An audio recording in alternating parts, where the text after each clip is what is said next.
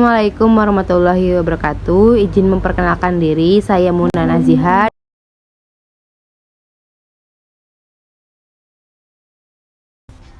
Anak berkebutuhan khusus atau yang disingkat ABK adalah individu yang memiliki perbedaan dalam fungsi psikologi, intelektual, fisik, atau sensori, dapat menghambat partisipasi dalam penuh kegiatan dan lingkungan pendidikan pada tingkat seusia pada sesuai usianya.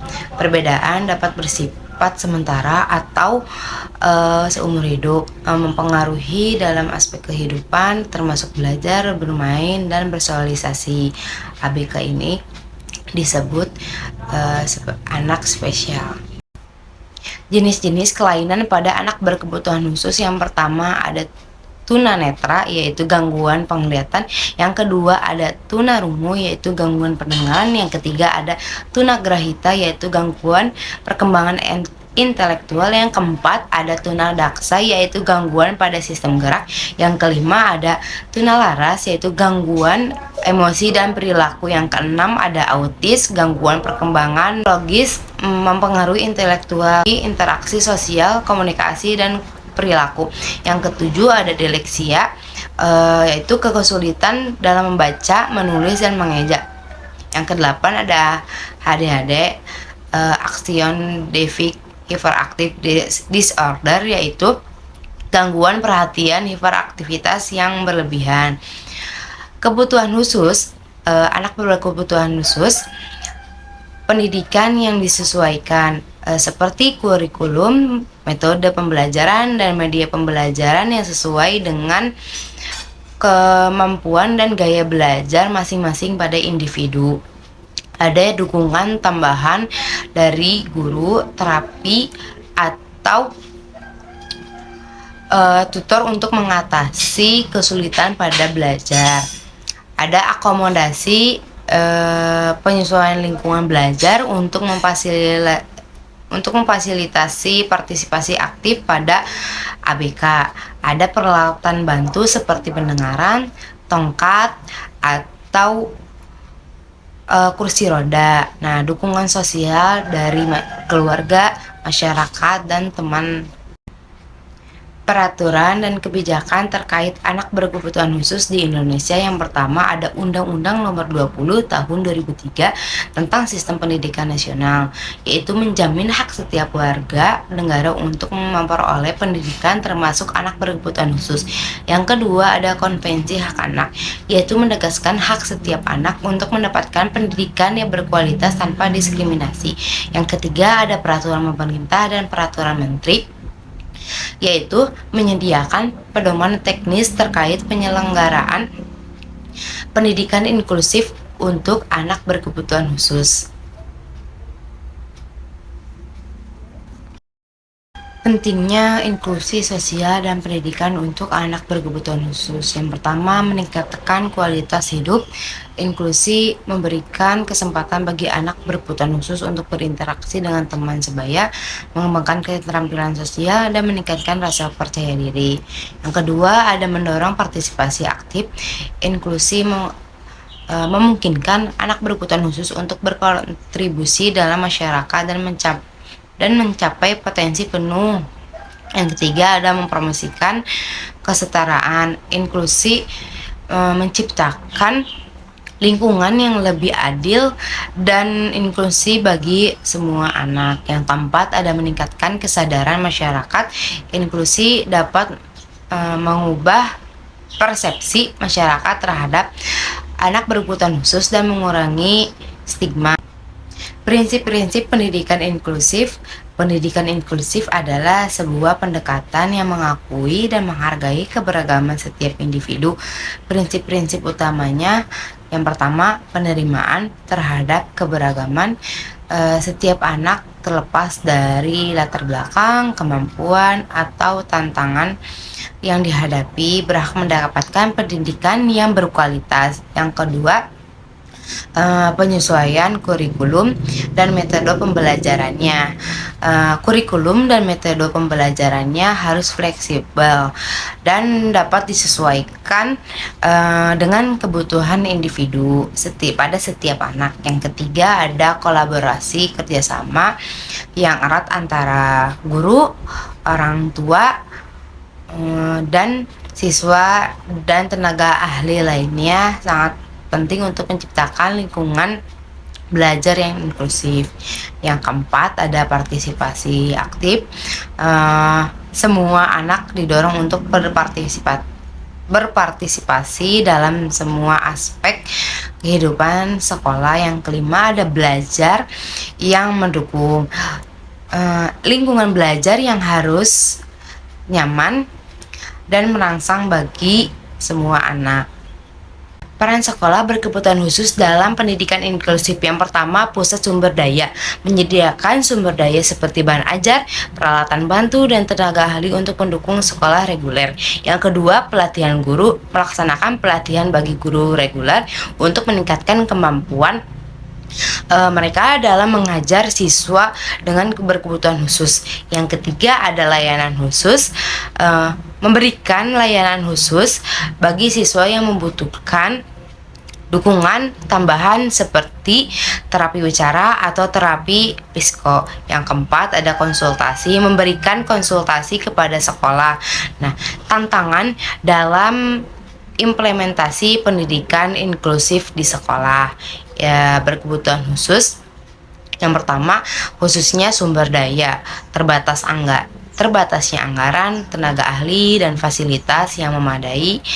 Yang kedua, ada sikap masyarakat dari stigma negatif terhadap anak berkebutuhan khusus dan kurangnya dukungan dari masyarakat dan kurangnya kesiapan dari guru.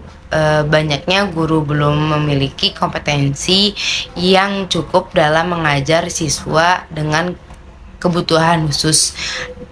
Kurangnya juga koordinasi antara sekolah, orang tua, dan masyarakat. Solusi strategis untuk mengatasi tantangan. Yang pertama, ada peningkatan kualitas guru melalui pelatihan berkelanjutan, pengembangan kurikulum yang inklusif, dan dukungan profesional. Yang kedua, ada penyediaan sarana dan prasarana yang memadai, memastikan ketersediaan fasilitas yang mendukung pelajaran inklusif seperti ruangan kelas yang ramah, peralatan bantu, dan teknologi. Yang ketiga, itu kolaborasi lintas, membangun kerjasama yang erat antara sekolah, pemerintah, atau organisasi masyarakat. Yang keempat, ada peningkatan kesadaran masyarakat melalui sosialisasi dan untuk mengubah persepsi masyarakat terhadap anak berkebutuhan khusus. Contoh penerapan pendidikan inklusif. Yang pertama, pembelajaran komparatif. Siswa tanpa berkebutuhan khusus belajar bersama dengan kelompok kecil untuk saling membantu dan belajar satu sama lain. Yang kedua, ada differentiated instruction. Guru menyesuaikan pengajaran sesuai dengan kebutuhan dan kemampuan masing-masing. Yang ketiga, ada akomodasi, yaitu memberikan penyesuaian dalam penilaian, waktu ujian, atau format ujian. Kurikulum dan pembelajaran untuk anak berkebutuhan khusus adalah suatu pendekatan pendidikan yang dirancang khusus untuk memenuhi kebutuhan individu yang beragam dari anak-anak dengan disabilitas. Kurikulum ABK berbeda dari kurikulum reguler karena disesuaikan dengan karakteristik, kemampuan, dan gaya belajar yang unik dari setiap anak. Karakteristik kurikulum dan pembelajaran ABK. Yang pertama, ada fleksibilitas kurikulum yang harus dapat disesuaikan dengan tingkat perkembangan, minat, dan gaya belajar masing-masing pada setiap anaknya. Tidak ada pendekatan yang bersifat satu ukuran untuk semua. Yang kedua, ada individualisasi. Setiap siswa memiliki rencana pendidikan individual yang disebut RPI, yang bertujuan pembelajaran, strategi pembelajaran, evaluasi yang disesuaikan dengan kebutuhan spesifik siswa. Yang ketiga ada berbasis pada kekuatan, kurikulum harus fokus pada kekuatan dan potensi siswa, bukan hanya pada kekurangannya. Yang keempat, kolaboratif antara guru, orang tua, dan terapis profesional untuk bekerjasama untuk merancang pelaksanaan program pembelajaran yang efektif. Pusat pada siswa menjadi pusat dari proses pembelajaran. Semua keputusan yang diambil harus mempertimbangkan kepentingan terbaik siswa. Tujuan kurikulum dan pembelajaran anak berkebutuhan khusus yang pertama meningkatkan kemandiri, membantu siswa untuk mengembangkan keterampilan hidup sehari-hari dan menjadi mandiri. Kedua, memfasilitasi partisipasi, memungkinkan siswa untuk berpartisipasi secara aktif dalam lingkungan sekolah dan masyarakat. Yang ketiga, mengembangkan potensi, membantu siswa mencapai potensi maksimal mereka dalam aspek kehidupan. Yang keempat, meningkatkan kualitas hidup. Dengan meningkatkan kualitas hidup siswa dan keluarga mereka. Aspek-aspek kurikulum dan pembelajaran anak berkebutuhan khusus. Yang pertama, menyesuaikan kurikulum. Yang kedua, modifikasi, jadi mengubah materi yang kedua, modifikasi, mengubah materi pelajaran, tugas atau penilaian yang membantu menjadi lebih mudah atau menantang. Yang keempat ada adaptasi, jadi menyesuaikan cara penyampaian materi pelajaran dengan menggunakan bahasa yang sederhana. Jadi menambahkan alat bantu dan teknologi untuk mendukung pembelajaran. Metode pembelajaran yang pertama ada pembelajaran langsung, guru secara langsung mengajarkan materi pelajaran. Yang kedua, pembelajaran komparatif, yaitu siswa bekerja sama dalam kelompok untuk menyelesaikan tugas. Yang ketiga ada pembelajaran berbasis masalah, yaitu siswa belajar dengan memecahkan berbagai masalah yang nyata. Yang keempat ada pembelajaran berbasis proyek, siswa belajar dengan mengerjakan proyek yang menarik dan relevan. Yang kelima ada lingkungan belajar, kelas yang nyaman dan dilengkapi dengan fasilitas yang mendukung belajar. Ada sosialisasi, yaitu lingkungan yang inklusif, positif, dan mendukung. Ada evaluasi dari menggunakan berbagai alat dan teknik evaluasi untuk mengukur kemajuan siswa. Berkelanjutan, evaluasi dilakukan secara berkala untuk memantau kemajuan siswa dan melakukan penyesuaian pada program pembelajaran. Untuk memantau kemajuan siswa dan melakukan penyesuaian terhadap program pembelajaran. Contoh penerapan kurikulum dan pembelajaran anak berkebutuhan khusus. Yang pertama, siswa dengan tunagrahita menggunakan gambar, objek nyata, dan bahasa sederhana untuk menjelaskan konsep. Yang kedua, siswa dengan tunanetra, yaitu menggunakan bahan ajar, alat bantu dengar, dan suara untuk menyampaikan informasi. Yang ketiga, siswa dengan autis menggunakan jadwal visual, rutinitas yang konsisten, dan area kerja yang tenang. Tantangan dalam implementasi. Yang pertama, kurangnya sumber daya, terbatasnya guru yang memiliki kompetensi, fasilitas, dan anggaran. Kedua, ada sikap masyarakat, stigma negatif terhadap anak berkebutuhan khusus. Yang ketiga, kurangnya koordinasi antara sekolah, orang tua, dan tenaga ahli lainnya. Untuk solusinya, peningkatan kualitas guru melalui pelatihan dan pengembangan profesional. Yang kedua, penyediaan sarana dan prasarana yang memadai, memastikan ketersediaan fasilitas yang mendukung pembelajaran inklusif. Kolaborasi antar membangun kerjasama yang erat antara sekolah, pemerintah, dengan meningkatkan kesadaran masyarakat melalui sosialisasi. Asesmen penilaian pendidikan terhadap anak berkebutuhan khusus. Tujuan asesmen penilaian pendidikan terhadap anak berkebutuhan khusus untuk mengidentifikasi kekuatan dan kelemahan dengan mengetahui potensi dan hambatan belajar yang dimiliki oleh anak, sehingga anak dapat dirancang program pembelajaran yang sesuai. menentukan kebutuhan khusus, mengidentifikasi kebutuhan spesifik yang diperlukan oleh anak seperti alat bantu, modifikasi kurikulum, atau dukungan tambahan atau perkembangan dengan melacak kemajuan belajar anak berkala sehingga dapat dilakukan penyesuaian program jika diperlukan. Merencanakan intervensi, menyusun program intervensi yang tepat untuk mengatasi kesulitan belajar yang dialami anak. Mengambil keputusan, membantu guru dan orang tua dalam mengambil keputusan terkait program pembelajaran, penempatan kelas, atau layanan dukungan lainnya. Jenis-jenis asesmen penilaian pendidikan. Yang pertama, asesmen awal dilakukan sebelum pembelajaran dimulai untuk mengetahui kondisi awal anak. Yang kedua, asesmen formatif dilakukan selama proses pembelajaran untuk memantau perkembangan anak dan memberikan umpan balik. Yang ketiga, ada asesmen sumatif, yaitu dilakukan pada akhir periode pembelajaran untuk mengukur pencapaian belajar anak. Yang keempat, asesmen diagnostik, yaitu dilakukan untuk mengidentifikasi penyebab kesulitan belajar yang spesifik. Yang kelima, ada asesmen dinamis, yaitu dilakukan untuk mengamati kemampuan belajar anak ketika diberikan bantuan atau petunjuk.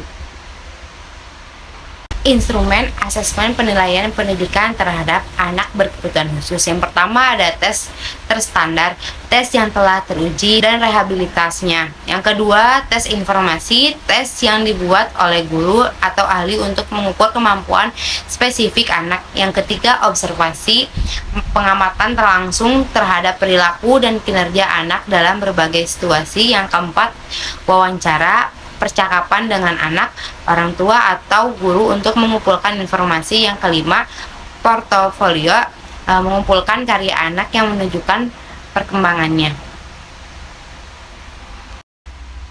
Implementasi asesmen penilaian pendidikan terhadap anak berkebutuhan khusus. Yang pertama, kerjasama tim melibatkan guru, orang tua, dan ahli dan pihak terkait lainnya dalam proses asesmen.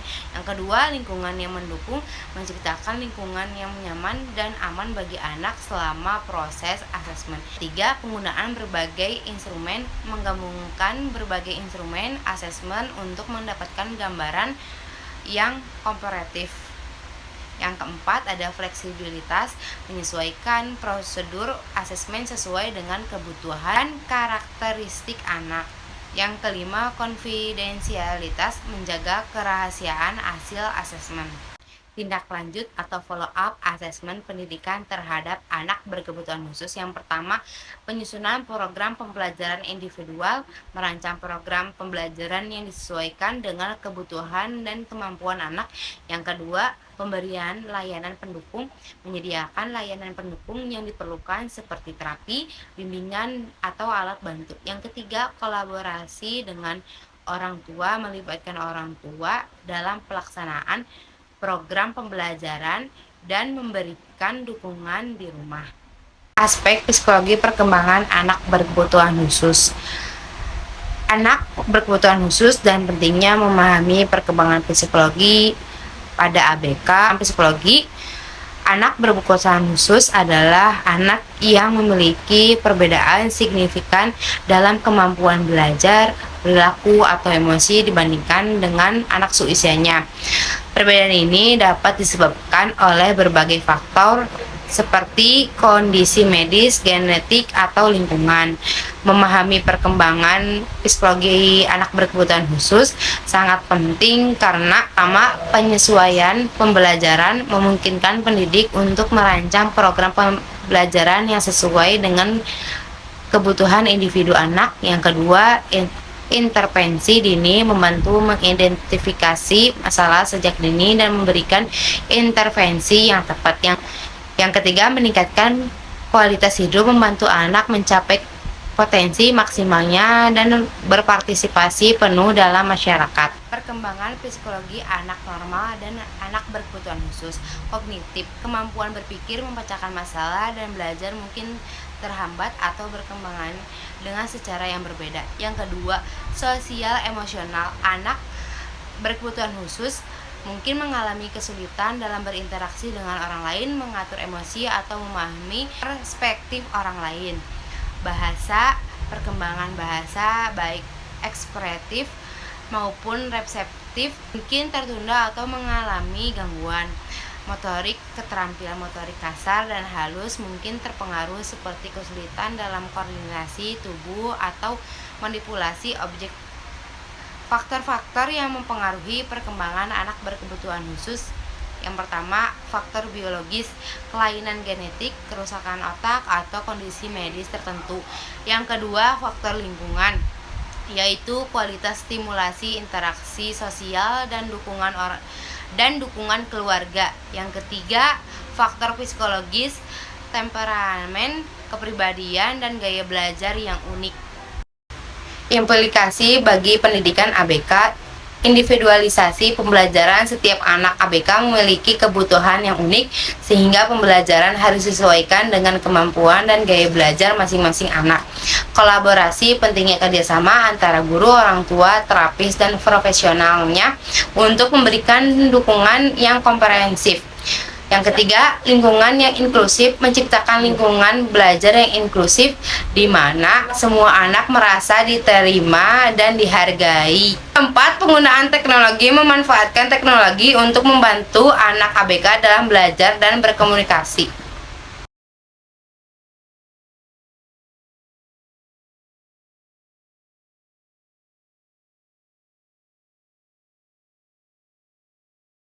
Cukup sekian dan terima kasih. Wassalamualaikum warahmatullahi wabarakatuh.